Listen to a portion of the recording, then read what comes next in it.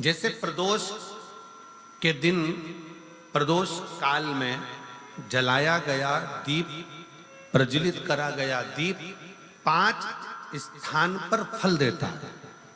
कितने स्थान पर फल देता है? 5 स्थान पर। आप में से कितने लोग हैं जो प्रदोष के दिन दीप लगाने मंदिर जाते हैं या शंकर जी के मंदिर पहुंचते हैं? बहुत बहुत प्रणाम आपको, साधुता जानना चाहिए। अपना प्रदोष के दिन प्रदोष काल में लगाया गया दीपक 5 स्थान पर फल देता है। पहला स्थान, अगर हमको या हमारे परिवार में किसी को काल सर्प दोष है तो हमारा प्रदोष का लगाया गया दीपक कहीं पूजन मत कराओ, वो दीप जलाने से ही काल सर्प दोष समाप्त होता चले जाता है। दूसरा स्थान, पितृदोष। अगर किसी ने कह दिया कि तेरे घर में पितृदोष है, तेरे घर में, कई लोग बता देते हैं कि तुम्हारे घर में, कई माताएं पूछती हैं मेरे घर में बेटा नहीं, मेरे घर में 3 बेटी हो गई, 4 बेटी हो गई, 5 बेटी हो गई, बेटा नहीं है, बेटा नहीं, तो किसी ने कह दिया पितृदोष है। अब तुम शंकर जी की पूजन कर रहे हो, शंकर जी पे जल चढ़ा रहे हो, शिव की स्तुति कर रहे हो, तो किसी किसी की यहाँ 3 बेटियों के बाद, 4 बेटियों के बाद, एक माता ने तो लिखा है कि उसके यहाँ 2008 में उसके घर में लड़की ने जन्म लिया था, या 2008 में उसके घर में बच्चे ने जन्म लिया था, लड़की ने। उसके बाद फिर लड़की ने जन्म लिया और उसके बाद उसके घर में कोई पुत्र का योग नहीं बना। तब उसने प्रदोष के समय पर शाम को दिया लगाना प्रारंभ करा और 2008 में बच्ची जन्मी थी और अब 2024 में उसके घर में लड़के ने जन्म लिया।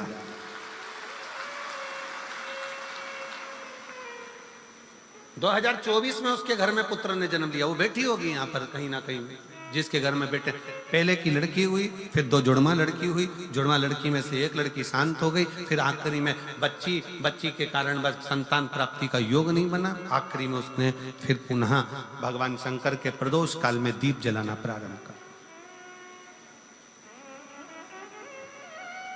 कहीं बैठी हो तो हाथ हिला सकती हैं, अगर कहीं बैठी हो।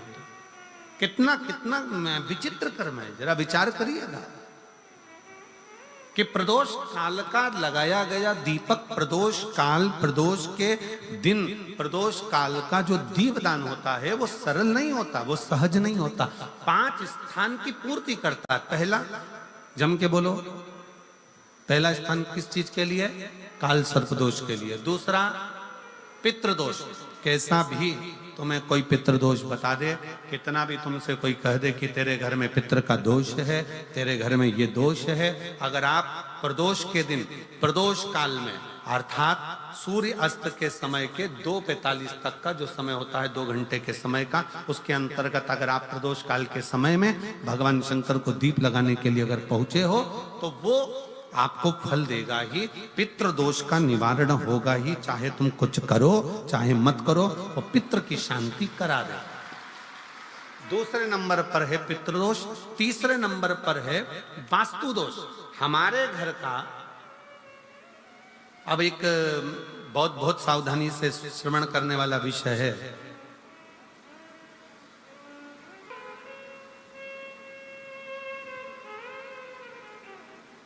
यदि वंश की वृद्धि नहीं है, 30 वर्ष शादी के हो गए, 40 वर्ष शादी के हो गए और औलाद है ही नहीं, डॉक्टर ने भी हाथ ऊंचे कर दिए, टेस्ट पे भी करवाया, IVF करवाया, सब कुछ तुमने करवा लिया, तो भी औलाद नहीं है, तब आखिरी में एक काम चालू करो। प्रदोष का दिन दोनों पति पत्नी व्रत चालू कर दो प्रदोष का, और प्रदोष काल में शाम के समय जाकर एक ही दिए में 2 लंबी बाती जानते हो ना, रुई की लंबी कपास की बाती 2, और दोनों बाती एक ही दिए में रखकर पति पत्नी दोनों उसको प्रज्वलित करना प्रारंभ करें। बाबा संतान देकर ही रहेगा, औलाद आएगी ही।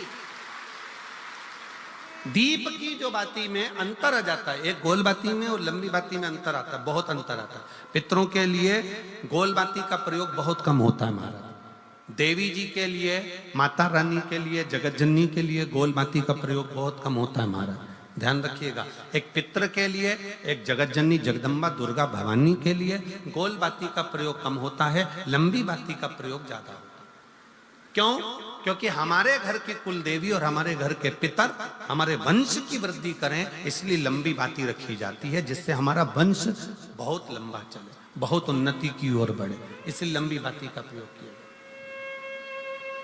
शिव महापुराण की कथा कहती है 5 जगह पर हमारा जलाया गया एक दीप जो प्रदोष के दिन प्रदोष काल में लगाया जाता है, 5 जगह पर भारी पड़ता है। पहले नंबर पर जम के बोलते जाओ, काल सर्पदोष। दूसरे नंबर पर पितृदोष। तीसरे नंबर पर घर का वास्तु दोष। हमारे घर में कितना भी वास्तु दोष है, कोई ने कह दिया यहाँ बाथरूम नहीं बनना थी, यहाँ पर शौचालय नहीं बनना था, यहाँ सीढ़ी नहीं बनना थी, वो सीढ़ी वहां बनना थी, ये सीढ़ी वहां बनना थी। तुम पूरा घर तोड़वा के देख लो, उसके बाद में जैसा वास्तु वाले वैसा करा कर देख लो, उसके बाद भी तुमको शांति नहीं मिले तो समझ लेना कि तुम्हारे घर में अब वास्तु दोष तो तुमने दिखाकर समाप्त कर लिया, फिर भी वो समाप्त नहीं हो रहा, तो प्रदोष काल का लगाया गया प्रदोष के समय का दिया आखिरी में वास्तु दोष को भी समाप्त कर देता है और उसमें भी फल प्रदान करता है। काल सर्प दोष, पितृदोष, वास्तु दोष।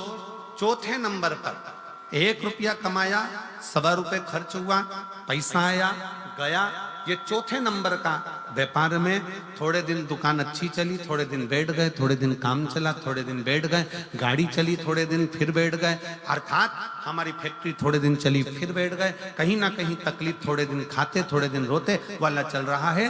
तो प्रदोष काल का प्रदोष के समय का दिया इस दुख को समाप्त कर कर रेगुलर एक जैसी सांझी, एक जैसी लक्ष्मी की वृद्धि करते चले गए, प्रदोष काल का। और 5वें नंबर का प्रदोष काल का दिया, प्रदोष समय का दिया 5वें नंबर पर रोग का निवारण का, रोग निवारण।